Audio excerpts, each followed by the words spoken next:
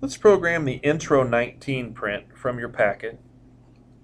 And in this particular print, we're going to learn something new called profile left and profile right. Profile left and right, for lack of a better explanation, is almost the reverse of a pocket. I'm creating a shape, or a boundary in this case, that is a boss. And I need to remove material away from the corners of the stock that I'm using, and so I need to start out much larger and get smaller as I come in towards this final boss shape that I'm leaving standing. And I do that with the use of profile left and profile right. So the first thing I want to do is I need to start a new program. So from my input screen, I'm going to go to Program Manager, New, Conversational Program. Then I'm going to go back to my input screen and I want to set up some stock geometry. Part setup, more, stock geometry. I want to answer yes, that I'm going to be manually sizing my stock. And then I'm going to simply put in the information. 6 inches, it's 3 inches in Y, and it's 1 inch thick. Bottom left corner of the part is 0. No need to use any of the reference positions. I can go back to my input screen, and let's check and set up some tools. Check to see if they're set up. I don't have any tools set up at this time, so let's go ahead and describe tool number 1 and make it the 3/4 inch end mill that is called out in the print. I don't need to set the tool cowl length, but I do want to set coolant and feed per flute and spindle speed information. Now I can go back to my input screen, part programming, and begin programming the feature. This is going to be a milling operation, and it's not a simple geometry that I can pick a circle or frame. It's going to be a lines and arcs. Now with lines and arcs, we have to plan our work and work our plan. The first thing I need to figure out is where's the starting point. Well, I think I'm going to start at the 3 o'clock position on that large radius. I then need to determine what direction am I going to cut. And because this is a boss and I want to climb mill, I'm going to go in a clockwise direction. So we can begin. The X start position then would be the 4 inches to the radius center plus the radius of 1 inch, so I have an X of 5 inches. Bottom left corner of the part is 0, so the bottom edge is 0 in Y. My Y start then would be 1.5. I'll do a 0.1 for a Z start.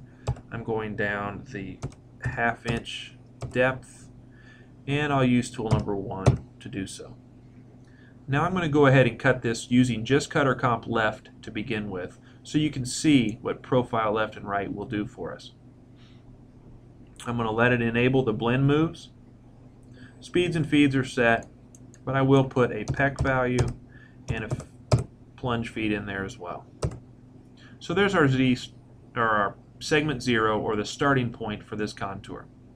Let's go to our next segment, and it's going to be an arc. It's a clockwise arc. Now, we don't know the X and Y endpoint of that arc, and the reason we don't is because it sweeps and meets with an angled line. So right down there at the 270-degree mark is not where this arc ends. It actually goes past that a bit. So we're going to leave the X and Y end at blank. We're not going to put 0 because that's a value. We're going to leave those blank. Again, in the Hurco control, if you do not know a value, leave it blank. Chances are good that by the time you get done programming the feature, there will be enough information for the control to backfigure what it didn't know.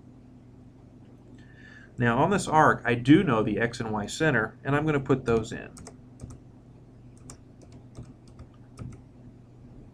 Now that gave me enough information to calculate the radius. If I didn't know the radius, I'd put that in as well. So that arc is as programmed as I can get it with the information I have. I'm going to the next segment. The next segment will be the angled line that travels from right to left on the bottom side of this bicycle chain shape. Now I don't know the X end or Y end because I'm meeting up with, again, another arc, and this line is angled. So it will not be at that 1-inch position that a lot of people think it will be in X. I don't know the X, Y end, so I'm going to leave them blank. I also don't know the length or the angle of this particular line. If I don't know it, the rule is I leave it blank. So I'm just going to skip everything, go to the next segment, and it will be another arc. The direction is clockwise. And I have two options. I could stop at the 9 o'clock position on that small arc.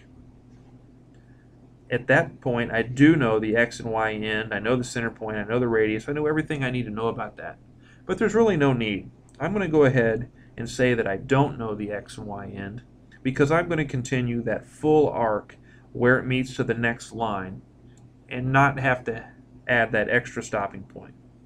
So I'm going to skip both of those because I don't know them. I do know the center and radius of that. We have 1 inch in X and 1.5 in Y, and it's a radius of 0.5. Now if I knew the sweep angle or number of degrees that angle swept, I could put that in as well, but I don't, so I'm going to keep that blank and hit next segment. The next segment is the top line in the bicycle shape, and again, I know nothing about this other than the fact that it is a line, so I'm going to skip it one more time.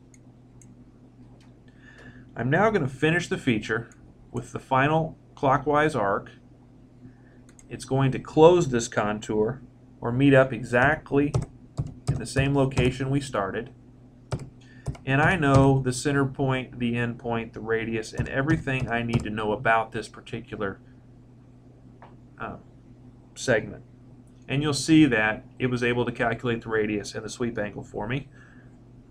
If I were now to hit the draw button on my console and then draw the feature, you see that it actually does create the shape that we see in the program or in the print.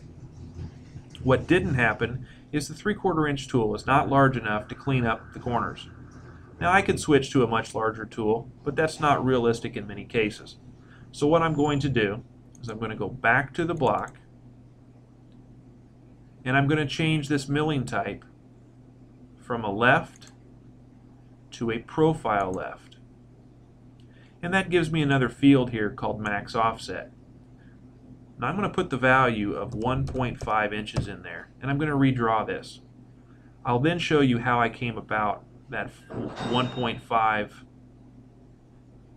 dimension.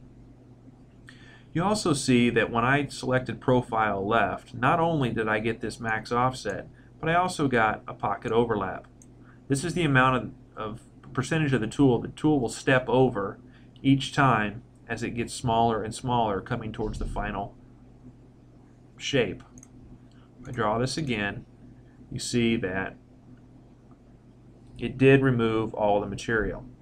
If I look at this in a show all setting, you see the lines there where it started out very large, got smaller and smaller and smaller until it completed the feature.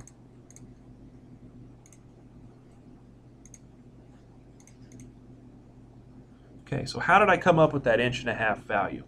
If I look at this in the XY plane, this only works in a two-dimensional view, and it only works from the main graphic settings screen. And I know that I'm in the main screen because graphic settings is at the very bottom option.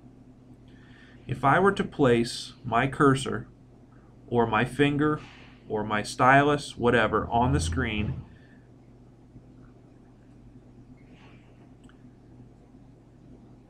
hover over that position on the screen, press the Alt button on my control, and then drag a line to the corner, you can see in the upper right corner that I just drew a line that was 1.488 long. And I did that from the profile wall out to the farthest point where I would encounter material. That's how I came up with the 1.5 inches. I just rounded that up to 1.5 inches.